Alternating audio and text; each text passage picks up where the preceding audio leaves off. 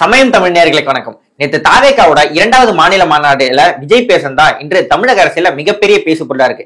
விஜய் அரசியல் பேசுறது குறித்து அவர் மீது உள்ள விமர்சனங்கள், அவர் எல்லாத்தையும் சரியா பேசிட்டாரா அப்படின்னு குறித்து ஏகப்பட்ட பார்வைகளும் இருக்கு. இது குறித்து நம்மளோட பேசுவதற்காக திரு ஆனந்த் அஜித் அவர்கள் இருந்தார்.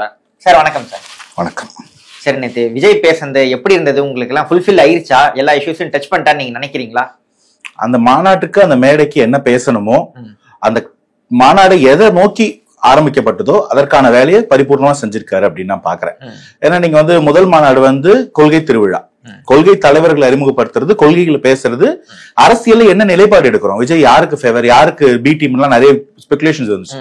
அதற்கான பதிலர் தான் அங்க ஆரம்பிக்கிறாரு. இது ஓரணியில் தமிழ்நாடு மாற்றா வெற்றி பெருநில் தமிழ்நாடுன்னு வரும்போது இது ஒரு எலெக்ஷனுக்காக அந்த வாகை சூடும் வரலாறு திரும்பட்டும். அப்ப வெற்றியை நோக்கி எலெக்ஷன் நோக்கி போகும்போது அதுக்கு என்னென்னலாம் பேசணுமோ பேசியிருக்காரு.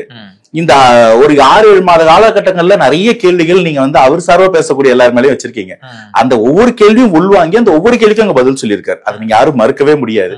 அது தவிர வேற சில விஷயங்களும் பதிலா இல்லாம செயலா செஞ்சு காமிச்சிருக்காரு. அந்த எல்லாத்தையுமே அது ஹோலிஸ்டிக்கா அந்த மாடு திருப்திகரமான எல்லாத்தையுமே ஃபுல்ஃபில் பண்ணிடுச்சு அப்படின்னு ஒரு பார்வைதான் எனக்கு இருக்கு. இருந்தாலும் ஒரு 2-3 பார்வை இல்லை சார். அவரோட பேச்சு இன்னும் நாகரிகமா இருந்திருக்கிறார். ஒரு முதலமைச்சர் அப்படி ஒரு விமர்சனத்துக்குள்ளாக்குறது ரொம்ப விமர்சனத்துக்குள்ளாகுது. அதுவும் முதல் மாநாட்டுல பேசுறதா மறுபடியும் 2வது மாநாட்டுல பேசியிருக்காரு. திமுக அரசியல் எதிரின்னு சொன்னாரு, இதுலயும் அரசியல் எதிரின்னு சொல்லியிருக்காரு. பாஜகவை கொள்கை எதிரின்னு முதல் மாநாட்டிலே சொல்லியாச்சு. இதுல எக்ஸ்ட்ராவா அதுல பாசிசம் பாயாசம் இதுல பாயசம் திமுகன்னு சொல்லியிருக்காரு. அது மட்டும் இல்லாம அதிமுகவோட தலைமையை லைட்டா டச் பண்ணிருக்காரு. வேற எதுவும் 2வது மாநாட்டுல புதுசா பேசுன மாதிரியே தெரியலையே அப்படின்னு சொல்றாங்க இல்லையா? அதாவது இங்க என்ன பிரச்சனைனா, ஒவ்வொரு மாநாட்டுக்கும் ஒவ்வொரு மைக் பிரஸ் மீட் கொடுக்கும்போது வேற வேற மாத்தி பேசுற தலைவர்களை பார்த்து நீங்க ஸ்டீரியோடைப் ஆயிட்டீங்க. என்ன ஒரு தலைவர் ஒரே நேர்கோட்டுல ஒரே விஷயத்தை திரும்ப பேசுறாரு. இஷ்யூஸ் பேசியிருக்காங்க. ஆனா அரசியல் களம் இன்னைக்கு என்ன, திமுக எல்லாம் வேற யாராவது வந்துட்டாங்களா என்ன? இன்னைக்கு வேற யாரையாவது விமர்சனம் பண்ண முடியுமா என்ன? கம்யூனிஸ்ட் பார்ட்டி ஆஃப் சைனா விமர்சனம் பண்ண எதிர்பார்க்கறீங்களா என்ன? அன்னைக்கும் தமிழகத்துல திமுக தான் ஆட்சியில இருந்தாங்க, இன்னைக்கு தமிழக திமுக தான் ஆட்சியில இருக்காங்க. அவங்கள அரசியல் பண்ண வந்திருக்காங்க. முதல்ல வார்த்தையில போற போக்குல ஒரு குத்து குத்திட்டீங்க, நாகரிகம் எல்லாம் பேசிட்டாருன்னு. நாகரிகத்துக்கு என்ன குறைச்சல்? ஒரு முதல்வர் தன் அம்மாவா அப்பாவா அண்ணனா தம்பியெல்லாம் போர்ட்ரே பண்ணிக்கலாம் அப்படின்னா தாய் மாமால என்ன தப்பு? தாய் மாமாவோட இங்கிலீஷ் வெர்ஷன் அங்கிள் என்ன தப்பு? ரொம்ப சிம்பிளா சர்காஸ்டிக்கா ஒரு விஷயம் சொல்லியிருக்காரு. நீங்க அப்பா அப்பான்னு ஒரு நரேஷனை செட் பண்றீங்களே, அந்த நரேஷன் நீங்க ஒர்க் அவுட் ஆகல அப்படின்றதான் அவர் சொல்ற பாயிண்ட். அப்பான்ற நரேஷன் செட் ஆகலன்னு சொல்றாரு, இங்க ஒர்க் அவுட் ஆகல. ஆர்கானிக்கா ஒண்ணு வரும்போது ஒருத்தர் ஒரு அம்மான்னு இப்ப ஜெயலலிதா அம்மையார் கூப்பிட்டாங்க, அது ஓரளவுக்கு ஆர்கானிக்கா இருந்துச்சு. அதுக்கான ப்ரூஃப் என்னன்னா, அவங்க இறந்த 6 வருஷம் ஆகுது, இன்னும் அவங்க அம்மா தான் ரெஃபர் பண்றாங்க. அம்மையார் ஜெயலலிதா தான் எல்லாம் சொல்றாங்க. அது என்னதான் மரியாதையா இருந்தாலும் அந்த பர்டிகுலர் நபர் அம்மான்ற ஒரு அடைமொழி அவங்கள பற்றி கொண்டது. அது போன்ற இங்க அப்பான்ற நரேட்டிவ் செட் ஆச்சா? முதல்ல பேசிக்கா ஒரு கேள்வி சொல்றேன். யாரையும் நீங்க அம்மான்னு கூப்பிடலாம், யாரையும் நீங்க அப்பான்னு கூப்பிட முடியாது. அந்த நேரத்துல அந்த நரேட்டிவ் செட் ஆகல. அதை அவர் எடுத்து சொல்றாரு. எதிர்கட்சியா இருந்தாலும் இந்த தேசத்தோட இந்த தமிழகத்தோட ஒரு குடிமகனா ஒரு பொறுப்புள்ள தலைவரா அந்த நரேஷன் செட் ஆகலன்னு சொல்றாரு. தன்னை தமிழகத்தில் இருக்க அனைத்து பெண்களுக்கும் அண்ணனா தம்பியா பார்க்கும்போது எல்லாரோட குழந்தைகளுக்கு நான் தாய்மாமன்னும் போது அவர் இங்கிலீஷ் வார்த்தை தானே அங்கிள், இதுல என்னங்க உங்களுக்கு அவ்வளவு பெரிய வன்மம் வந்துருச்சு? சோ இது முதல் கேள்விக்கான பதில். 2வது கேள்வி, தமிழகத்தில் இருக்கக்கூடிய அரசியல் நிலைப்பாடு மாறல. அவர் என்னைக்குமே நீங்க மத்தவங்களை பார்த்துட்டு காலில் பெரியாரை திட்டிட்டு கிருஷ்ணனை பாராட்டிட்டு மதியம் கிருஷ்ணனை திட்டு சாயங்காலம் பெரியாரை பாராட்டுறவங்க மாதிரி இருக்கும்போது உங்களுக்கு மாறி மாறி பேசும்போது என்டர்டைன்மெண்ட் நல்லா இருக்கும். இவர் ஒரே விஷயத்தை எடுத்தாரு, அதே தவறுகளை சுட்டி காட்டும் போது அதை இன்னும் ரிஃபைன் பண்ணி இருக்கிறாரு. நீங்க பாஜக மேல இருக்கக்கூடிய குற்றச்சாட்டுகள் என்ன, எதுல எல்லாம் தீர்வு எதிர்பார்க்கிறேன். நீங்க பாஜகன்ற ஆளுங்கட்சி இங்க இருக்கிறது தேசியத்துலன்னா நான் அதை ஏத்துக்கிறேன். ஆனா நீங்க அதுக்கு என்ன பண்ணணும்? நீட் குறித்த பார்வையோ கச்சத்தீவு குறித்த பார்வையோ மீனவர்கள் பிரச்சனை அங்க எடுத்து வைக்கிறாரு. நான் படை எடுத்துக்கிட்டு போவோம் கச்சத்தீவு மீட்கன்னு சொல்லல. ஒரு ப்ராப்பரான ஒரு லாஜிக்கலான ரெஸ்பான்ஸ். அதே மாதிரி தமிழகத்துல திமுக செய்ய வேண்டியது என்னென்ன, செய்ய மறுக்கிறது என்னென்ன. நீங்க பாயசம்னு ஒரு வார்த்தை சொல்லிட்டதாலே திமுக நாங்க பாயசம் குடிச்சிட்டு இருந்தாங்க. அது பாயசம் இல்ல, நாங்க சொல்ல நீங்க பாயசமா. அவங்க பாசிசம்னா அவங்க கிளைம் பண்ணிக்கல, நிறைய பேர் பண்ணாங்க, நீங்க பாத்துக்க மாட்டீங்க. அப்ப நாங்க பாயசம் சொல்லிட்டோம்னு சொல்லிட்டு இருந்தாங்க. அவங்க பாசிசம்னா நீங்க என்ன பாயாசமா? அந்த வார்த்தையோட மீதி பாய்சன் அப்படின்னு சொல்லி முடிச்சிருக்கிறாரு. இதுல கூட இன்னொரு கேள்வி, வெளியில வரவே இல்லையா? பதில் சொல்லி இருக்கிறாரு. அதிமுக கூட கூட்டணியால் மைல்டு அட்டாக்கா? அதிமுகவையும் நான் அந்த லைன்ல தான் வைக்கிறேன். பட் பர்பஸ் என்ன? 26 தேர்தலுக்கு யார் எதிர்க்கணும் அதெல்லாம் கிளியரா சொல்லி அந்த தேர்தலுக்கான வேலை கேண்டிடேட்ஷிப் எப்படி இருக்க போகுது, யாரை நோக்கி எதை நோக்கி எப்படி அரசியல் செய்ய போறோம், யார் என் கூட இருக்க போறா, யார் யார் உள்ள வர போறா, இது எல்லாத்தையும் உங்களுக்கு சொல்லியிருக்காரு. அதை தாண்டி நீங்க கேட்கிற வேற சில கேள்விகளுக்கும் பதில் இருக்கு. ஆனா எப்படி எதை எந்த லெவல்ல எந்த இடத்துல கொடுக்கணுமோ அந்த இடத்துல தெளிவா கொடுத்திருக்காங்க. நம்மளால நம்ம எதிர்பார்த்த ஒர்க்ல நடக்கலன்னும் போது அதை ஏத்துக்க முடியல. இன்னும் ஓப்பனா சொல்றேன், நான் நிறைய பேர் தேடிட்டு இருக்கேன், கண்ணில் பட மாட்டாங்க, போன் எடுக்க மாட்டாங்க. முதல் மாநாடு நல்லா நடந்துச்சு, ரெண்டாவது மாநாட்டுக்கு அவ்வளவு ஒண்ணும் கிராவிட்டி இல்லையேன்னு என்கிட்ட சொன்னவங்க எல்லாம் நல்ல ஞாபகம் இருக்கு எனக்கு. 80 ஏக்கர் ஃபுல் பண்ண முதல் மாநாடு, அதை விட 5-6 மடங்கு அதிகமா 500 சொச்ச ஏக்கர்ல மாநாட்டு திடல், 300 சொச்ச ஏக்கர்ல பார்க்கிங் லாட் போட்டு 11 மணிக்கு ஃபுல் ஆகி 2 மணி நேரம் முன்னாடியே மாநாடு ஸ்டார்ட் பண்றதுக்கு சொல்லி, இதுக்கு மேல கூட்டமான பாதுகாப்பு இருக்கான்னு சொல்லி அந்தந்த டோல்கேட்லயும் அந்தந்த ஊர்கள்லயுமே வண்டிங்களை லாக் பண்ணி வச்ச போலீஸ் அவங்க ரெக்வஸ்ட்ல முன்னாடியே மாநாட்டை ஆரம்பிச்சு ஒவ்வொரு விஷயத்தையும் பார்த்து செஞ்சிருக்காங்க. அது கரெக்டா நடந்திருக்கு. இதுக்கு நடுவுல சில பேர் இந்த பவுடர் அடிச்ச பிளாஸ்டிக் டப்பா ஒருத்தர் இருப்பான், அவன் வந்து உள்ள வந்து தண்ணி பட்டன் டேப் அமுக்காமே தண்ணி வரலன்னு சொல்லி நிறைய செட் பண்ண பார்த்து, அப்படி ஒரு வைரஸ் உள்ள வந்தா கூட ஒயிட் பிளட் செல்ஸ் மட்டும் பிடிச்சி அடிச்சு வெளில தூக்கி போட்டு சீல் பண்ணி வச்சு இவ்வளவு ஆர்கானிக்கா எல்லாரும் சேர்ந்து அழகா நடத்துற விஷயத்த கிரிட்டிசிசம் இல்லன்ற ஒரே காரணத்துக்காக வந்து திமுக கேள்வி கேட்கக்கூடாது. என்ன பாஸ் நியாயம்? வாட்டங்கள் இல்ல மாநாடு நல்லா சிறப்பாகவே செஞ்சு முடிச்சிருக்கேன், அதோடைய பணிகள் நல்லா இருந்துன்னு சொல்றாங்க. இப்ப மாநாடு பேச்சுல விஜய் அவர்கள் வந்து எல்லாத்துக்கும் சிங்கம் வந்து எல்லாத்துக்கும் வெளியே வராது, வேட்டைக்கு தான் வெளியே வரும்னு சொல்றாங்க. இது வந்து எல்லாத்துக்கும் ஒரு மக்கள் பிரச்சனைனா வெளியே வரணும் தானே ஒரு அரசியல் தலைவர், எதுக்கும் வெளியே வர மாட்டேன் நான் சிங்கம் அப்படின்னு சொல்லிட்டு உள்ள இருக்க மாதிரில இருக்கு. ஒரு காரணம் சொல்லிட்டு தன்னை ஒரு சிங்கமா ப்ரொஜெக்ட் பண்ணிட்டு நான் வெளியே வர தேவையில்லை அப்படின்றதுக்கு ஒரு காரணம் சொல்ற மாதிரி இருக்கு. இல்ல தப்பா புரிஞ்சுக்கிட்டீங்க. சிங்கம் சொன்ன நரேஷன் ஓகே, சிங்கம் எதுக்கு வெளில வரும்னா மக்கள் பிரச்சனைக்கு வரும். நீங்க கேக்குற மாதிரி ஒரு வந்து நின்னா பொதுக்கூட்டம், நடந்தா ஊர்வலம், படுத்தா பந்துன்னு அதை பண்றதுக்கு இந்த கூட்ட அரசியல் வந்தா கூட்டம் அந்த கூட்ட அரசியல் பேச நான் வரல இங்க. ஆனா பிரச்சனைனா நான் வருவேன், மக்களுக்கு பிரச்சனை நான் வருவேன். ரெண்டாவது நான் பிரச்சனை ஒண்ணு சொல்றேன், நீங்க விஜய் சார தாவேக்காவையும் பிரிச்சு பாக்குறீங்க. அந்த மாநாட்டுல வந்து ஒரு ஆர்வத்துல இருக்க ஒரு பையன் வந்து தளபதின்னு குதிச்சான்னா விஜய் சார் அப்படின்றீங்க, எவனா ஒருத்தர் டிவிக்கேன்னு சொன்னா என்ன விஜய் சார் அப்படின்னு இதெல்லாம் நெகட்டிவ் திரும்ப விஜய் சார் மேல வைக்கிறீங்க. ஆனா விஜய் சார் சொல்லி விஜய் சார் மேற்பார்வையில விஜய் சார் நடக்கிற விஷயங்கள்ல தாவேக்கா பண்ணா அந்த கிரெடிட் விஜய் சார் கொடுக்க மாட்டீங்க. தாவேக்கால இருந்து நிர்வாகிகள் போனாங்களாம், பொதுச் செயலாளர்கள் போனாங்களாம், கண்டன அறிக்கை கொடுத்தாங்களாம், விஜய் சார் வரல. என்னங்க நியாயம்? கட்சி தாங்க பயன் பண்றோம். அவர் வந்து ஒரு ஸ்பாட்லைட் கிடைக்கல சார். எங்களுக்கு ஸ்பாட்லைட் வேண்டாங்க, நாங்க ஸ்பாட்லைட் அரசியல் பண்ணல. நான் சொல்றேன், இந்த பாதிக்கப்பட்டவர்கள் போராடுறவங்களுக்கு அவங்க கூட இருக்காரு. நமக்கு பிரஸ் மீடியால அந்த இடத்துல நீங்க இப்ப நீங்க தூய்மை பணியாளர்கள் பேசுறீங்க, நான் புரிஞ்சுக்கிறேன். அந்த இடத்துக்குள்ள வரதுல அந்த தூய்மை பணியாளர்களை பத்தி நம்ம நிறைய இடத்துல சொல்லியிருக்கோம். அந்த பர்டிகுலர் இடத்துக்கு அவர் வந்திருந்தா அதை எப்படி அந்த டைல்யூட் பண்ணி அந்த அடிச்சு துவைச்சு 13ஆம் தேதி நைட் பண்ணதை அவர் முன்னாள் நாள் 12ஆம் தேதி பண்ணி இது நீர்த்து போனது காரணம் விஜய் சார் வந்ததுதான். அவர் வந்ததால ஒரு கூட்டம் வந்தது, அதனால 2 ஆம்புலன்ஸ் மறிக்கப்பட்டது, 2 பேருக்கு மூச்சு திணறல் ஏற்பட்டது, 10 பேர் ட்ரெயினை விட்டாங்க, கூட்டமும் கலைஞ்சு போச்சு. இதுக்கு நாங்க பொறுப்புல விஜய் சார் பொறுப்புன்னு சொல்ல ட்ரை பண்ணீங்க. அவரும் சுதாரிப்பா இருந்தாரு, போராட்டக்காரங்களும் தெளிவா இருந்தாங்க, அதனால அதை பண்ண முடியல. ரெண்டாவது எல்லா இடத்துக்கும் வந்து கூட்டம் காட்டணும்னா கூட்டம் இல்லாதவன் தான் கூட்டத்தை காட்டணும். கண்ட்ரோல் பண்ண முடியாத கூட்டம் போலீஸே சார் கொஞ்சம் சீக்கிரம் முடிச்சிருங்க சார், சீக்கிரம் ஆரம்பிச்சிருங்க சார் கேட்டு அவங்களுக்காக ஒண்ணு பண்றோம்ல. அப்படி பண்ணும்போது கூட்டத்தை எங்க காட்டணும்? இங்க மாற்றம் முக்கியமா கூட்டம் முக்கியமா? பதில் முக்கியமா தீர்வு முக்கியமா? எது முக்கியமா அதை நோக்கி அதை தெரிஞ்சு செயல்பட்டு தெளிவா போறாங்க. இங்க எல்லாருடைய எதிர்பார்ப்புக்கும் அரசியல் பண்றதுக்கும் எல்லாருடைய எதிர்பார்ப்பும் நீங்க எதை பண்ணாலும் நாளைக்கு ஒண்ணு சொல்றீங்க. இந்த கழுத கதை ஒண்ணு இருக்கும், அப்பா யாருன்னா பையன் நடக்கணும், பையன் யாருன்னா அப்பா நடக்கணும், 2 பேர் யாருன்னா கழுத சாகணும்னு. அந்த மாதிரி எல்லாருடைய எதிர்பார்ப்பு பண்ற வேலை இல்லை. இங்க நம்ம சொல்லிய தாய்க்கு ஆரம்பிக்கப்பட்டது, நம்ம சொல்லியா மாநில மாநாடு தொடர்ந்து நடக்குது. 2 மாநாடு 12 மாசத்துக்குள்ள ஒருத்தர் நடத்த முடியும். வாட்டி வந்ததுக்கு என்ன சொல்றீங்க? ஒரு நடிகர் ஒரு கட்சி ஆரம்பிச்சாரு, ஒரு ஆர்வத்துல வந்தாங்க. 2வது வாட்டி அதே நடிகர் தான், அதே மனுஷன் தான், அதை விட பெரிய மாநாட்டை நடத்துறாரு. ஏன் வரணும்? டிவில கூட பாத்துக்கலாம்ல.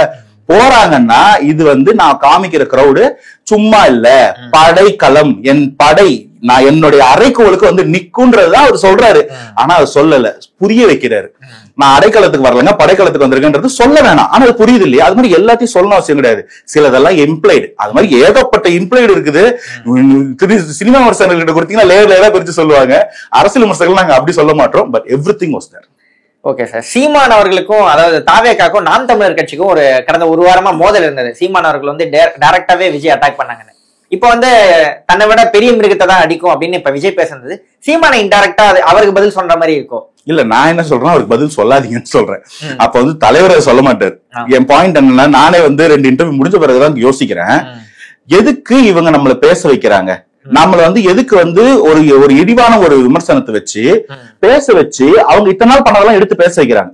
கடைசியில் என்ன ஆகுதுன்னா, தமிழ்ல எல்லாம் வந்து டிவி கேஎஸ்எஸ் என்டிகே இவங்களை எடுத்து பேசும், சீமானை விலாசும் இவர், விஜய் சீண்டும் சீமான், இப்படி மாறுது. பிரச்சனை உங்க கூட இல்லையே. எங்களுக்கு பிரச்சனை திமுக கூட பாஜக கூட. நீ யாருப்பா நடுவுல? மாத்துறீங்க அந்த அஜெண்டாவை. நாம் தமிழருக்கும் ப்ராஃபிட் உண்டு, திமுகவுக்கும் பாஜகவுக்கும் ப்ராஃபிட் உண்டு, தாவேக்கால ப்ராஃபிட் இல்ல. ஏன்னா தாவேக்கா வந்து அரசியல் மட்டும் பண்ண வரல, மாற்றம் பண்ண வந்திருக்கு, யார தெளிவா விமர்சிக்க வேண்டியிருக்கு. இப்ப திடீர்னு முதல்வர் பாத்துட்டு வந்து சீமானன் பேசும்போது எல்லாரும் வந்து சீமான எடுத்து தாவேக்காரங்க பேசுற மாதிரி ஒரு நரேஷன் கொண்டு வரீங்க. அப்ப தப்பு, சுதாரிச்சுக்கணும், இவங்களை பேசக்கூடாது, இவங்களை ஓரம் கட்டுங்கன்றத எனக்கு ஒரு 2வது நாள் இதுல புரிஞ்சுது. அவருக்கு முதல்ல தெளிவா தெரிஞ்சிருக்கு. அதனால அந்த பேரை கூட குறிப்பிடல. சிங்கத்துக்கு யாரு வேட்டை, சிங்கத்துக்கு யாரு? நீ புலினா நான் சிங்கம், புலி வாழை பிடிச்சது ஒரு சிங்கம் தான் சொல்ற மாதிரி. எனக்கு இந்த மாதிரி வந்து ஒரு மிருகத்தை வச்சு குளோரிஃபை பண்ணிக்கிறதுல பெருசா உடன்பாடு இல்லைனாலும் நீ எந்த பாலை போடுறியோ அந்த பாலை தான் அடிக்க முடியும். அதுதான் அங்க பண்ணிருக்காருன்னு சொல்றேன். சோ அவங்க வந்து நீங்க கொண்டே வராதிங்க உள்ள, பிரச்சனை வேற இடத்துக்கு. நான் இதே தான் நாம் தமிழ் கேட்பேன். உங்களுக்கு பஞ்சாயத்து யாரு கூட? ஆண்ட ஆளும் திராவிட கட்சிகளோடையும் தேசிய கட்சிகளோடையும் காங்கிரஸ் உங்க தமிழினத்துக்கான எதிரி, பாஜக தேசியத்துக்கான எதிரி, மனித குலத்துக்கான எதிரினா யார பேசணும்? எது குறுக்க மறுக்க வந்து தாவேக்காவை மேடையில உட்காந்துக்கிட்டு ஒரு இன்ஸ்டாகிராம் டெலிகிராம்ல அவருடைய கமெண்ட் அளவுக்கு தாழ்வா விமர்சிக்கிறீங்க? அப்ப ஏதோ பிரச்சனை இருக்கு. அந்த இடத்துல சுதாரிச்சுக்கணும்ன்றதான் நான் கத்துக்கிட்டேன். அதான் அவர் ஸ்டேஜ்ல சொல்லி கொடுத்திருக்காரு. எல்லாரும் நான் தான் சொல்றேன், நாம் தமிழுக்கு ரெஸ்பாண்ட் பண்ணாதீங்க, தமக்கு டார்கெட் திமுக மட்டும்தான் அங்க நோக்கி செயல்படுங்கன்னு சொல்றேன். சார் கரெக்டா வந்து அண்ணாவை பேசுறாரு, எம்ஜிஆர் பேசுறாரு, கேப்டன் அவர்களை பேசுறாங்க. இது கரெக்டா அரசியல் தலைவர்கள் இதுக்கு முன்னாடி ஜெயிச்ச தலைவர்களை கரெக்டா பேசிட்டு இருக்காங்க. இதுக்கு முன்னாடி இல்லாம கருணாநிதி அவர்களை விமர்சிச்சிருக்காரு. மறைமுகமா கமலஹாசனையும் ரஜினிகாந்தையும் கூட விமர்சிக்கப்பட்டதா சொல்லப்படுது.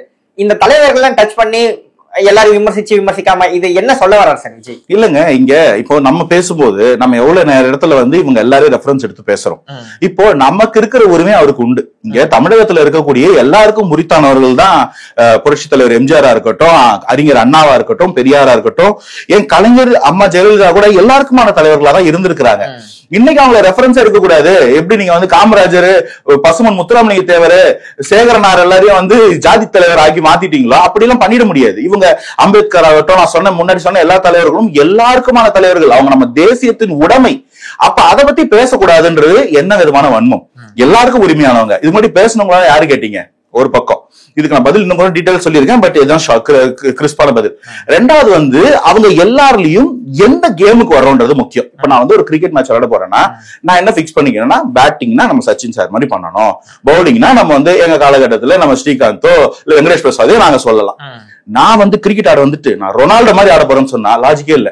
அரசியல் களத்துல வெற்றி பெற தேவைக்கு வந்துட்டோம். அந்த வெற்றியை வந்து இதுக்கு முன்னாடி சாத்தியமாக்கணவங்களை ரெஃபரன்ஸ் எடுக்காம யார ரெஃபரன்ஸ் எடுக்க சொல்றீங்க? அதான் அவர் எடுத்திருக்காரு. அவருக்கு அதுக்கு பரிபூர்ண உரிமை உண்டு. என்னங்க எம்ஜிஆர் போட்டோவும் அண்ணா போட்டோ வச்சிட்டீங்கன்னு அந்த பேனர் அந்த போர்டை ரிமூவ் பண்ணோன்னே என்ன ரிமூவ் பண்ணாங்க பார்த்தா அவ்வளவு பெரிய போட்டோ எடுத்து வைக்கிறாங்க அதே போட்டோவோட. So they are very clear. எதையுமே வந்து யோசிக்காம தெளிவு இல்லாம பண்ணல. கேப்டனை பத்தி யாரும் பேசக்கூடாதுன்னு சொன்ன பிரேமலதா மேடமே விஜய் சார் பேசும்போது எங்க வீட்டு பிள்ளை தான் சொல்றாங்க. இந்த உணர்வு ஒருத்தருக்கும் ஒரு வீட்லயும் இருக்கு. கட்சி ஆரம்பிச்சு மக்கள் மனசுக்குள்ள போகலப்பா, நான் ஏற்கனவே எல்லா மனசுக்குள்ளயும் போயிட்டு தான் கட்சி ஆரம்பிச்சிருக்கேன். நீங்க ஆடின எல்லா வித்தையும் நான் ஆடணும் அவசியம் கிடையாது. ஆல்ரெடி எனக்கு அங்க வீட்டுல எல்லார் மனசுலயும் இடம் இருக்கு.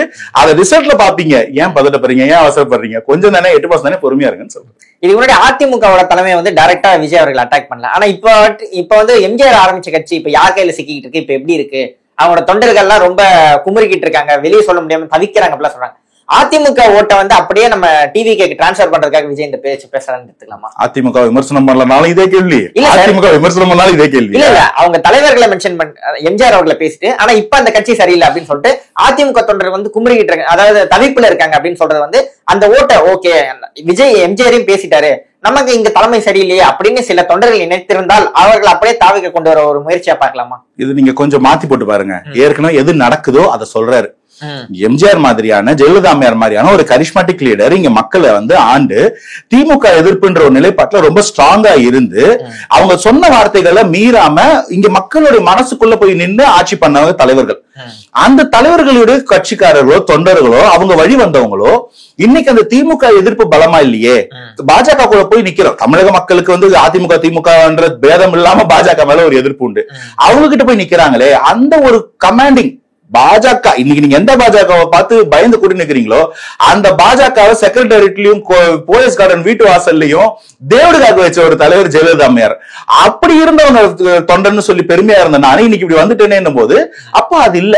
அந்த தொண்டர்களுக்கு தூண்டில் போற மாதிரி இருக்குன்னு அந்த தொண்டர்கள் ஏற்கனவே வந்துட்டாங்க, அவங்களுக்கு தூண்டில் எல்லாம் போட வேணாங்க, அவங்களே வராங்க. நீங்க வந்து தொண்டர்களையும் சாமானிய மக்களையும் நீங்க இழிவா நினைக்கிறீங்க. நம்ம ஒன்னும் அவங்க தூண்டில் போட்டு வலை போட்டு இல்ல, அவங்களுக்கு நம்மளோட மூளை ஜாஸ்தி. கேள்வி கேட்கறவங்களுக்கோ பதில் சொல்றவங்களோ விட பாக்குறவங்களுக்கு மூளை ஜாஸ்தி. மேபி நமக்கு இங்க பேசுற வாய்ப்பு இருக்கு, அவங்களுக்கு அதை விட தெளிவு ஜாஸ்தி. அவங்களோட எண்ணத்தை தான் நம்ம பேசிக்கிட்டு இருக்கோம். அதனால இங்க மாற்றம் வேணும். யார் மாற்றம்? இவங்க திமுக எதிர்ப்புல இருக்கிறவங்க. இன்னைக்கு என்னோட நிலைப்பாட்டுல என்னோட அம்மா ஜெயலலிதாவோ என்னோட தலைவர் புரட்சி தலைவர் எம்ஜிஆரோ ஆண்ட கட்சி அவ்வளவு பவர்ஃபுல்லா இருந்த கரிஷ்மாட்டிக் லீடர்ஸ் இன்னைக்கு இல்லன்னும் போது அந்த கரிஷ்மாவும் வேணும், திமுகவை எதிர்த்து களமாடக்கூடிய தைரியமும் வேணும். தேசிய கட்சிகளை புறந்தள்ளி ஆண்டுகிட்டு இருக்கிறது ஆளுங்கட்சியான மத்திய கட்சி, ஆண்டுகிட்டு இருக்க மத்திய மாநில கட்சியான ஆளுங்கட்சியும் ஒரு சேர எதிர்க்கிறாங்க. இதுதானே தைரியம். இது என்ன பண்ண போறீங்க? வாழ்வது ஒரு முறை, வாழ்த்துட்டும் தலைமுறைன்னு வாழ்ற தலைவருக்கு தானே அப்படிதானே போவாங்க. அப்படி இருந்தவங்களோட தொண்டர்கள் அப்படியே ஒரு தலைவரை சூஸ் பண்ணுவாங்க. அது நடக்குதுன்னு சொல்றாரு. இதுக்கு நான் சொன்னதுக்கு அப்புறம் வாங்கன்னு அவங்க ஏற்கனவே வராங்க. அதை நான் புரிஞ்சுக்கிட்டேன். அதிமுக தொண்டர்கள் தன்னுடைய கட்சியை விட்டுட்டு வேற ஒரு கட்சிக்கு வந்துருவாங்க நீங்க நினைக்கிறீங்க? இல்லங்க, நீங்க இந்த தொண்டர்கள், இந்த ஹார்ட் கோர் ஓட்டர்ஸ் இதெல்லாம் வந்து இவ்வளவுதான். அதோட அந்த தொண்டர்கள், அந்த ஹார்ட் கோர் ஓட்டர்ஸ் சொல்றீங்களா, அந்த ஓட்டர்ஸ் வந்து இவ்வளவுதான். ஒரு எலெக்ஷன்ல இவ்வளவுதான். அது திமுக இருக்கட்டும், அதிமுக இருக்கட்டும், பாஜக இருக்கட்டும், ஒரு 10% 12% தான் அப்படி இருப்பாங்க. அதனால தான் சில வாஷ் அவுட் ஆன தேர்தல்கள்ல கூட அந்த கட்சிகள் அந்த 10-12% வாக்குகள் வாங்கியிருப்பாங்க. நீங்க 91 Thimuka wash out, 96 Athimuka wash out, 2011 திரும்ப திமுக வாஷ் அவுட். இந்த வாஷ் அவுட்ல கூட ஒரு 10% ஓட்டு வாங்கியிருப்பாங்க. அவங்க யாருன்னா 1,76,000 கோடி ஊழல்னு சொன்னாலும் எனக்கு திமுக உதயசூரியன் தான். இந்த மாதிரி அம்மையார் இல்ல, எம்ஜிஆர் செத்து புதுசா எனக்கு ரெட்டையில தான், அவங்க வேற. ஆனா மீறி அவங்க வெற்றி பெற ஒரு 50% 40% வாக்கு வாங்கினாங்கல்ல, அதுல இருக்கக்கூடிய 30% வாக்கு வந்து இந்த பொதுமக்கள். இந்த பொதுமக்களுக்கு வந்து இந்த கட்சியோட உடன்பாடு, அப்படியே கொள்கை எனக்கு வந்து அதெல்லாம் இல்ல. எனக்கு இந்த எலெக்ஷன்ல யார் முதல்வரா வரணும், அவங்களுக்கு நான் என்ன பண்ணணும், அப்படிதான் இருக்கு. நீங்க அதனால வந்து இந்த மக்கள் நீங்க அட்ரஸ் பண்ணும்போது என்னமோ நாங்க உள்ள போய் கபலீகரம் பண்ணிட்டு எல்லாரையும், இங்க மக்களோட வாக்குரிமைங்க, மக்களோட உரிமை இது. யாருக்கு போடணும், யார் அவங்க ஆளணும்ன்ற முடிவு எடுக்கிறது. அந்த முடிவை அவங்க எடுக்கிறாங்கன்னு சொல்றாரு. இப்படியா இல்லையா? எலெக்ஷன்ல பாப்போம் வாங்க. இன்னைக்கு வரைக்கும் அஇஅதிமுக பாஜக கூட்டணி ஆரம்பிச்சு எத்தனை பேர் கூட்டணிக்குள்ள போயிருக்காங்க? கூட்டணி கட்சிகளா? அழைச்சு வராதுக்கு நான் பதில் சொல்றேன் பிரதர். நான் சொல்றது இவங்க கூட்டணியில இருந்தவங்க, இவங்க கூட்டணியில 2024 தேர்தல ஃபேஸ் பண்ணவங்க எத்தனை பேர் இன்னைக்கு உள்ள வந்திருக்காங்க? இன்னைக்கு இருக்கக்கூடிய பிரச்சனையில எதிர்ஆர்மில இருந்து வரணும்னு சொன்னவங்க எத்தனை பேர் வந்திருக்காங்க? அந்த ஒரு பிரச்சனை தான் நான் சொல்றது. 2 ஆண்டு கட்சி 30 வருஷம் ஆண்ட தமிழகத்தை ஆண்ட அதிமுகவையும் இன்னைக்கு வரைக்கும் இந்தியாவே ஆண்டுட்டு இருக்க பாஜகவையும் வச்சுட்டு ஒரு பிளேன்ல நீங்க தாவேக்காவை வச்சு ஈக்குவல் பண்ணி பாக்குறீங்க. அதுக்கு என்கிட்ட பதில் இருக்கு. பட் இவங்களால ஒண்ணு முடியலையே. அப்போ இது வந்து ஒரு பொருந்தா கூட்டணி தானே. ஒருத்தர் வந்து இன்னொருத்தர் வந்து புடிச்சு வச்சு ஒரு அடிமை கூட்டணியா வச்சிருக்கீங்களான்ற கேள்வி இது மக்கள் மனசுல இல்லன்னு நீங்க நினைக்கிறீங்களா? இருக்கு. அதற்கான பதில் தாவேக்கா இருக்கும் சொல்றாரு. தாவேக்காவோட கூட்டணி பத்தி நீங்க வரும்போது தாவேக்காவை யாரும் கூட்டணிக்கு கூப்பிடாம நம்ம அதை பத்தி பேசுவோம் சார். இப்ப என்னன்னா, நீங்க இது மாதிரி சொன்னீங்க 10 to 12% தான் ரெகுலர் ஓட்டர்ஸ் அவங்களோட தொண்டர்கள் அப்படின்ட்டு, கோர் ஓட்டர்ஸ். அதை வந்து நடந்து முடிஞ்ச நாடாளுமன்ற தேர்தலை பார்த்தோம். ஒரு பிரதமர் வேட்பாளரும் இல்லாம பெரிய கூட்டணி எதுவும் இல்லாம கூட அதிமுக ஒரு 20% ஓட்டு வந்துச்சு.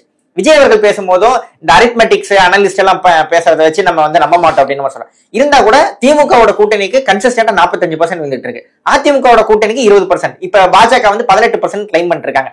இத்தனையும் பக்கத்துல வச்சுக்கிட்டு நம்ம வந்து கொஞ்சம் கொஞ்சமா எடுத்து இங்க வரலாமே தவிர மொத்தமா அதுல இருந்து வந்து தாவேக்கு ஆளுங்கட்சி ஆயிரும் அப்படிங்கறது வந்து அரித்மெட்டிக்கலி ரொம்ப தவறாலியா இருக்கு. Arithmetic comes later, logic comes first.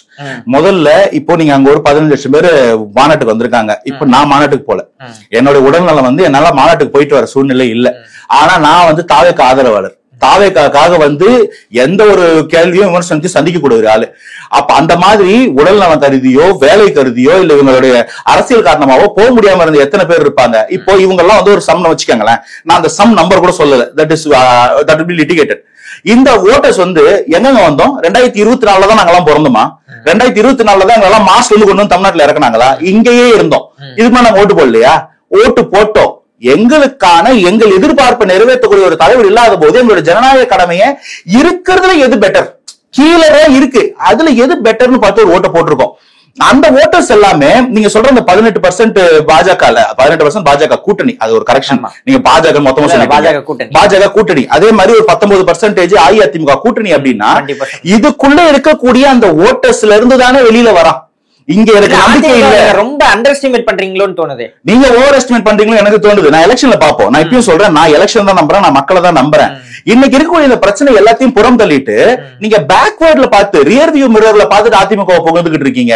அந்த அதிமுக சொந்தக்காரர் ஜெயலலிதா அம்மையார் 16ல ஜெயிச்சு கொடுத்துட்டு போனது அவங்க.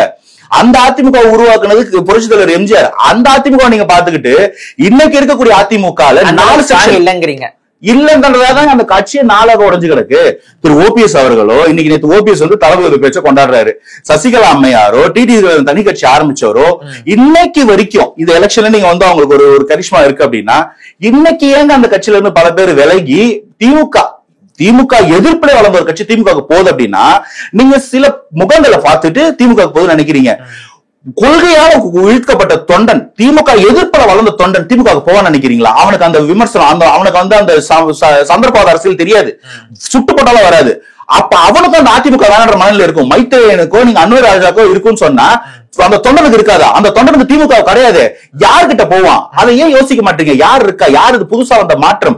அப்ப இங்க இருக்கக்கூடிய 12, 20, 33, 43 இதுல இருந்துதான் உருவப்படுது. எவ்வளவுன்ற பதில மக்கள் எலெக்ஷன்ல சொல்லுவாங்க. உருவப்படலன்னு முட்டு கொடுக்காதீங்க. அந்த உருவப்படுவதின் விளைவுதான் 80 ஏக்கரை ஃபுல் பண்ணும் 3 மணிக்கு ஃபுல் பண்ணி மாநாடு நடத்துறவங்க 500 ஏக்கரை 11 மணிக்கு ஃபுல் பண்றாங்க. கூட்டம் வராது, முதல் மாநாட்டுக்கு இருந்த கிராவிட்டியை பார்க்கலன்னு சொன்னவெல்லாம் அங்க தண்ணி நிக்க மூச்சு விட இடம் இல்லாம நின்றுட்டு இருந்தது பதில் அதுதான். ஆனாலும் இங்க ஒரு கிராவிட்டி இருக்கு. என்னால ஒரு வாட்டி தான் பண்ண முடியும் கிடையாது. இது என்னோட படை எப்ப போறனாலும் அரைக்குள்ளாலும் இது வந்து நிக்கும்ன்றத அவர் சொல்றாரு. இவ்வளவு சூழ்ச்சி, இவ்வளவு அரசியல், ஒரு வீக் டேல 2 நாள் சம்பளத்தை விட்டுட்டு கை காசை போட்டு 200 ரூபாய் வாங்காம பிரியாணி பொட்டலம் வாங்காம போய் நிக்குவான். 102 டிகிரி வெயில நிப்பானா அவன் ஓட்டு போடுவான். அவன் ஓட்டுக்கு கேன்வாஸ் பண்ணுவான். இது தமிழகத்தின் ஒரு மாற்றமா வரும். இது வரைக்கும் நம்ம பார்க்காத ஒரு சரித்திரன்றதுனால அது இல்லன்னு இல்ல, சர்ப்ரைஸ் சர்வேட்டி. இப்ப திரும்பவும் இன்னொரு குற்றச்சாட்டு என்ன எழுந்திருக்குன்னா, இப்ப விஜய் பேசிட்டாரு, ஓகே அடுத்த 2 மாசம் வெளியே வர மாட்டாரு, அவள்தான் போகுது. இந்த மொமெண்டம் வந்து அடுத்த ஒரு 2 மாசம் அவர் கேப்சர் பண்ணுவாரு. இப்படியே எலெக்ஷன் கொண்டு போயிடுவாரு. எலெக்ஷன்ல பாக்கலாம் எப்படி இருக்கு அப்படிங்கறது மாதிரி ஒரு விமர்சனம் வருது. இப்படிதான் மறுபடியும் சிங்கம் வந்து மறுபடியும் உள்ளே போயிருமா, மறுபடியும் வெளியே வராதா? முதல்ல நீங்க யாரால வந்து டிசீவ் ஆயிருக்கீங்கன்னு நான் சொல்றேன். அதிமுக பாஜக, முக்கியமா அதிமுக பாஜக கூட்டணியில இருக்கக்கூடிய பல பேர் சில சாமியார் பேசுறதெல்லாம் கேட்டேன். அவங்க சொல்றது என்னன்னா, திடீர்னு இத்தனை நாள் வந்து ஆஹா ஓஹோன்னுட்டு நேத்து இப்படி பேசு அப்படி பேசுறாங்க. என்னன்னா வந்துருவாரு, வந்து நம்மள அரியணையில ஏத்தி விட்டுருவாருன்னு ஒரு கற்பனை எல்லாம் மனக்கோட்டை கட்டிட்டு இருந்து அங்க 2 கொட்டு வாங்கணும்னு என்ன பண்றதுன்னு தெரியாது. ஒரு பதட்டத்தின் வெளிப்பாடு. இன்னைக்கு திரும்ப வரமாட்டார், வரல. நான் என்ன சொல்றேன், வந்தா ஜெயிப்பாரு, வரலன்னா அவர் தோத்தாருன்னா அது அவரு பிரச்சனை. அதிமுக திமுக பாஜக என்ன பிரச்சனை? நான் என்ன நம்புறேன்னா அவர் வருவாரு ஜெயிப்பாரு. மக்களுடைய வாக்கு, மக்களை நீங்க வந்து களத்துலதான் பார்க்க முடியும். ரொம்ப சிம்பிளா ஒரு கேள்வி கேட்கிறேன் பிரதர். அவர் களத்துல வராருன்னு வச்சுக்கோங்க. இன்னைக்கு ராமேஸ்வரத்திலயோ ராம்நாட்லயோ புதுக்கோட்டையிலயோ இருக்கிறாரு. புதுக்கோட்டையில ஒரு இடத்துல ஒரு 100 பேர், ஒரு 1000 பேர், ஒரு 1,00,000 பேர் சந்திக்கிறாருன்னா, does this gonna have any impact on people in Chennai, Trichy, Madurai? Social media கண்டிப்பா இருக்கும் சார். அந்த சோசியல் மீடியா பனையூர்ல இருந்தாலும் வேலை செய்யாதா? பனையூர்ல உட்காந்து பேசினாலே 8 கோடி பேரை ரீச் பண்ண முடியாது. பதில் போனாருன்னா இல்ல அதான் சொல்றேன். அங்க ராமேஸ்வரத்துல ஏதோ ஒரு மீனவர்கள் போறாருன்னா அங்க போய் பாக்குறதுல ஒரு நியாயம் இருக்கு. அது பாப்பாரு, அதுக்கு பேசுறாரு, பேசுவாரு, அதுக்கான நாள் இருக்கு. ஆனா நீங்க ஒரு பதில் சொன்னீங்க பாருங்க, நீங்க புதுக்கோட்டையில 1,00,000 பேர் சந்திக்கும் போது ஒரு நிமிஷம் அந்த பதில் சொல்லிடுறேன். அந்த அஃபெக்ட் வந்து இதுல இங்க சோசியல் மீடியால இருக்கும். நான் என்ன கேக்குறேன், பாதிக்கப்பட்டவர்கள் டைரக்டா போய் பாக்குற ஒரு அஃபெக்ட் இருக்கு இல்லையா? கண்டிப்பா பாப்பாரு, கண்டிப்பா பாப்பாரு. ஆனா என் கேள்வி என்னன்னா, திரும்ப திரும்ப சொல்றேன், இங்க இருக்கக்கூடிய இவங்களை கேள்விதான் நம்ம கேட்க முடியும். திமுக வந்து ஒரு ஆணவ கொலை கேங்க தடுப்பு சட்டம் போடல, இங்க அனைவரும் சமநீதி சமூக நீதினு பேசினாரு. ஆனா அந்த மேடையில யார வந்து ஒரு சாதியவே நீங்க வந்து கன்விக்ட் பண்ண முடியாது, ஒரு சாதியை விக்டிமைஸ் பண்ண முடியாது. அதனால அந்த இடத்துல அந்த லைன் சொல்றாரு. ஆனா நீங்க கேட்ட எல்லா கேள்விக்கும் அந்த தீர்மானம் நிறைவேற்றப்பட்டிருக்கு. எந்த தீர்வு நாளைக்கு சட்டசபையில உட்காரும் போது இதெல்லாம் மாத்துறதுக்கு ஒருத்தர் வரல, மாத்தவே இல்லைன்னா கண்டிப்பா கேட்போம், இதோட உறக்க கேட்போம். ஆனா நீங்க சொல்றீங்கல்ல அந்த எஃபெக்ட் 1,00,000 பேரை பார்க்கும்போது 8 கோடி பேருக்கு அந்த எஃபெக்ட் போகும்னா, அதை ஒரு 1000 பேர் நடுவில் வச்சுட்டு அந்த எஃபெக்ட் கிரியேட் பண்ண முடியும். That is today's advancement. நீங்க என்ன நம்ம நினைக்கிறோம்னா, 80ல பண்ணது, 70ல பண்ணது, 1940ல பண்ணது, ஏன் அதே பண்ணணும்? நம்ம ஏன் ரிவர்ஸ்ல கியர் போட்டு வண்டி ஓட்டணும்? முன்னாடி நிறைய பாதிக்கப்பட்ட மக்கள் பாப்பாரு இல்ல, நீங்க வந்து பாதிக்கப்பட்ட, அதுதான் சொல்றேன். நீங்க ஒரு இடத்துல பார்த்து ஒரு இடத்துல பார்க்காம இருக்க முடியாது. ஒவ்வொருத்தையும் பாக்குறதுக்கு டைம் இருக்கு, பார்க்க போறாரு. ஆனா பண்றீங்க, வரலாம் தோத்துருவாரு சொல்றீங்க, அதுதான் பதில் சொல்றாரு. அவர் ஒரு இடத்துல பார்த்தா எல்லா இடத்துல வெடிக்கும்னா, ஒரு இடத்துல இருந்தாலும் எல்லாரும் பத்திக்கும். அதை தவிர ஒரு போவார், அது போவார்ன்றது நான் சொல்ல, அதையும் அவரே சொல்றாரு. மக்களை சந்திப்பேன்னு சொல்றாரு. ஒருவேளை எங்கேயாவது ஒரு லாக்குனே இருக்குதுன்னு வச்சுப்போங்க பாயிண்ட் படி, அது எலெக்ஷன் ரிசல்ட் காட்டும், கத்துக்கிறோம், வளருவோம். அதுக்கே பதட்டத்தை நீங்க பிரஷர் மேல போடுறீங்க. we know what we are doing. நம்ம சொல்லி தாரைக்கு ஆரம்பிக்கப்படல, நம்ம கேட்டு 2 மாநாடு நடத்தப்படல. அதெல்லாம் நடத்த தெரிஞ்சவங்களுக்கு, திமுகவையும் பாஜகவையும் அதிமுகவையும் ஒரு சேர ஒரு மேடையில எதிர்க்கிறதுக்கு ஒரு தனி மனிதனுக்கு துணிவு இருக்கும் என்றால் எல்லாத்தையும் செய்ய அவருக்கான இடம் இருக்கு, நேரம் இருக்கு. காலத்துக்கு காத்திருங்கன்னு சொல்றேன். கடைசி 2 கேள்வி சார். ஒண்ணு வந்து என்னன்னா, முக்கியமான தமிழ்நாட்டுல இப்ப முக்கியமான பிரச்சனை வந்து அந்த ஆணவ படுகொலை இஷ்யூ, இந்த தூய்மை பணியாளர்கள் இஷ்யூ. இதை வந்து விஜய் அவர்கள் பேசியிருக்கணுமே அப்படின்னு எதிர்பார்ப்பு. இப்ப இந்திய அளவுல பார்த்தோம்னா முந்தினத்து ஒரு 130வது அமெண்ட்மெண்ட் ஒண்ணு வந்தது. அதாவது அமெண்ட்மெண்ட் பில் வந்தது. இப்ப வந்து யார வேணா ஒரு 30 நாள் சிறையில வச்சோம்னா 31வது நாள் ஒரு முதலமைச்சரோ மாநில அமைச்சர்களுக்கோ பதவி தூக்கப்படும் அப்படின்னு. இப்ப SIR ஒண்ணு, இந்த எலக்டோரல் ரோல் இஷ்யூ ஒண்ணு, இதெல்லாம் விஜய் அவர்கள் இந்த இஷ்யூஸ் எல்லாம் பேசாம மறுபடியும் வந்து அதே எதிர்க்கட்சி அரசியல் மட்டும் பேசிட்டு போறாரு, சும்மா ஒரு பொதுப்பார்வையா பேசிட்டு போறாரு அப்படின்னு ஒரு குற்றச்சாட்டு இருக்கு சார். இஷ்யூஸ் எல்லாம் தனித்தனி அட்ரஸ் பண்ணிருக்கணுமா இல்லையா, நீங்களே சொல்லுங்க. அதாவது நீங்க கேட்ட எல்லா கேள்விக்குமான பதிலும் ஃபர்ஸ்ட் நான் அந்த 130வது அமெண்ட்மெண்ட் பில்லுக்கு வரேன். அது வந்து ஒரு கிறுக்குத்தனமான ஒரு அமெண்ட்மெண்ட் பில். ஏன்னா அது ஒரு கான்ஸ்டிடியூஷன் அமெண்ட்மெண்ட் பில். அதை நிறைவேற்றணும்னா 2/3 மெஜாரிட்டி வேணும்.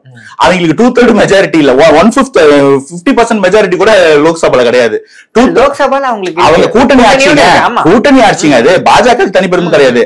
2/3 கூட்டணிக்கே கிடையாது, லோக்சபாலும் கிடையாது, ராஜ்யசபாலும் கிடையாது. தலையில நின்னாலும் இந்த பில்லை நிறைவேற்ற முடியாது.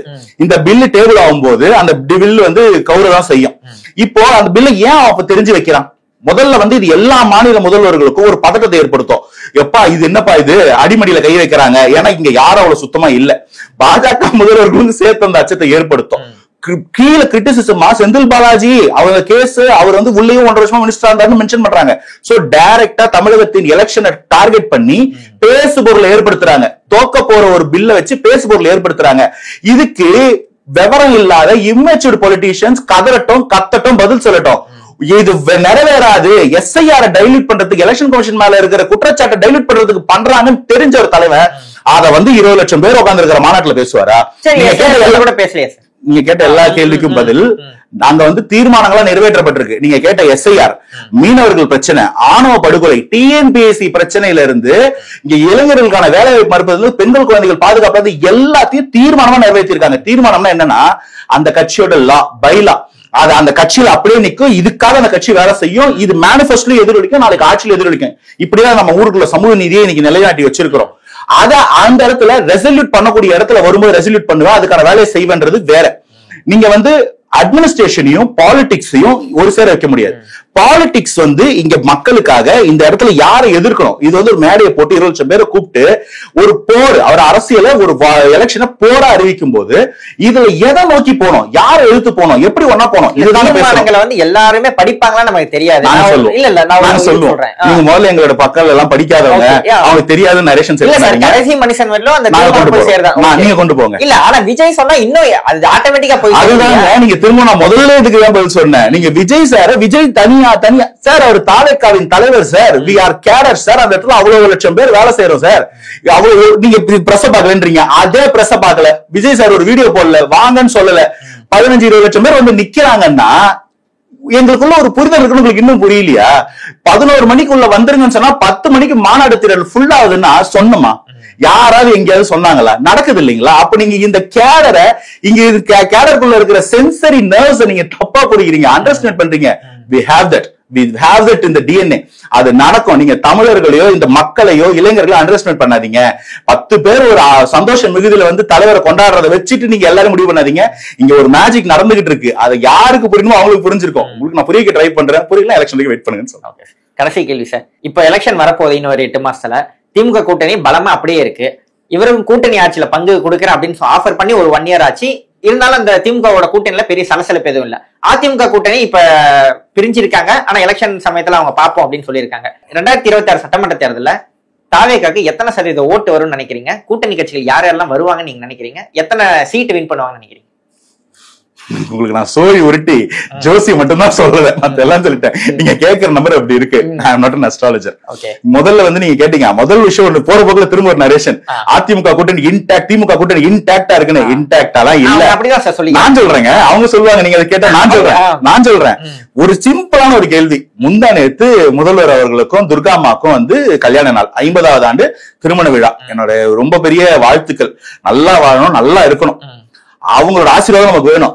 ஆனா அதுக்காக we cannot compromise in politics, we cannot compromise in administration. குடும்ப ஆட்சியோ ஊழல் ஆட்சியோ ஏத்துக்க முடியாது. இது என்னோட நிலைப்பாடு. அந்த இடத்துல என்ன சொல்றாரு முதல்வர், இன்னும் பல சர்ப்ரைசஸ் இருக்கு, பல பேர் கூட்டணிக்கு வரப்போறாங்க. இதுதான் இன்டாக்டான கூட்டணியாச்சே, இன்னும் எதுக்கு யாரு வரணும், எங்க இருந்தா நல்லது, சீட் எங்க இருக்குது, 500 சீட் இருக்கா, அவங்க பிரிச்சு அப்போ கூட்டணியில இன்டாக்ட்னஸ் இல்ல, உள்ள இருக்கவங்களை பயமுறுத்தணும், அச்சுறுத்தணும், எழுத்து பேசணும், ஒன்னு அமைச்சுட்டு அவங்களை கூப்பிட்டு விருந்து கொடுத்தாங்க சொல்றாங்க. அவங்க இருக்கும்போது தாங்க சொல்றாரு, அவங்க தான் முதல்வருக்கு அந்த அதிகாரத்தை கொடுக்குறோம். கொடுத்துட்டு என்ன சொல்றாங்க, இவங்க வந்து நாளைக்கு நான் கூட்டணி எக்ஸ்ட்ரா ஒரு எக்ஸாம்பிள் சொல்றேன். நான் ஒரு சின்ன கேள்வி கேட்கிறேன், அது பாமகவா ஒரு ஸ்பெகுலேஷன்ல சில நியூஸ் கேள்விப்படுறோம், நான் அதை அபிஷியலா சொல்லல, ஆனா நம்ம கேள்விப்படுறோம். அது பாமகவின் ராமதாஸ் ஐயாவின் அணியா இருக்கும் பட்சத்தில் பாஜகவும் பாமகவும் இருக்கிற இடத்துல என்னைக்கு இருக்க மாட்டேன்னு சொன்ன திருமான்னு இதுக்கு வழி விட்டுட்டு அதை வந்து சாஃப்டா எடுத்துக்கிட்டு போவாரு, நாங்களும் திமுக கூட தான் கூட்டம் இருக்கோம், நாங்களும் திமுக கூட தான் கூட்டணி இருக்கோம்னு சொல்லி போவாங்கன்னா இது அவங்க ஸ்ட்ராங்கா இல்லைன்றதோட வெளிப்பாடு இல்லையா?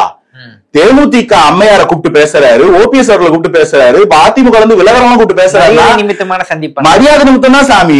யாரு கூட மரியாதை நிமித்தம்? ஏன் இன்னும் கூட்டணிக்கு கால் ஃபார் பண்றீங்க? Why are keeping the avenues open and free? அப்ப இடம் இருக்கு, நீங்க பேக்டுன்னு சொல்றீங்க, தட்ஸ் நாட் பேக்டுன்னு சொல்றேன். உடைய வாய்ப்பு இருக்கு, அவருக்கு தெரியுது, உங்களுக்கு தெரியல. போன தேர்தல்ல கமலஹாசன் அவர்களுக்கு வந்து ஒரு சீட்டு கூட கொடுக்காம ஆதரவு மட்டும் வாங்கிட்டாரு. அந்த மாதிரி வளரும் கட்சிகள் யாராவது இணையலாம், நீங்க ராமதாஸ் அவர்களின் இணைப்புக்கு மட்டும் போவீங்க. நான் சொல்றேன், கமலஹாசன் அவருக்கு ஒரு சீட்டு கூட கொடுக்கலன்னு சொல்றீங்க. கொடுத்துக்கிட்டு இருந்த 2 பேருக்கு எம்பி கொடுக்காம கமலஹாசன் அவருக்கு எம்பி கொடுத்திருக்காங்க. ராஜ்யசபா எம்பியை கொடுத்துதான் கமலஹாசன் அவர்களை பேச கூப்பிட்டு. This is a compromise. Kamal Haasan பண்ணது ஒரு காம்ப்ரமைஸ், ராஜதந்திரமா. ராஜதந்திரம், அதுக்கு ஒரு டைலாக் இருக்கு ராஜதந்திரத்துக்கு, நான் சொல்ல விரும்பல. எனக்கு எல்லாரும் மரியாதை இருக்கு, பயம்தான் இல்ல. அதனால நான் வந்து இந்த கேள்வி எவ்வளவு லேம்னு உங்களுக்கே புரியும், பாக்குறவங்களுக்கு அதோட அதிகமா புரிஞ்சிருக்கும். There is a vacuum in their alliance. There is a hole in ADMK's alliance. இந்த கரெக்டா இந்த வேக்யூமை சீல் பண்ணக்கூடிய பிளாக்கா இருக்கிறது தாவேகா. ஏன்னா யாரை நம்பி இல்ல, தாவேகா தன்னை மட்டும், தன் நம்பிக்கையான இளைஞர்கள் பெண்கள் படையை மட்டும் நம்பி இருக்கு. இதுல விரிசல் கிடையாது, இதுல ஓட்ட வரிசல் கிடையாது, யாரோட பிரிவோ யாரோட பிளவைங்க பயமுறுத்த கிடையாது, யாரை நம்பி அரசியல் களத்துல கிடையாது.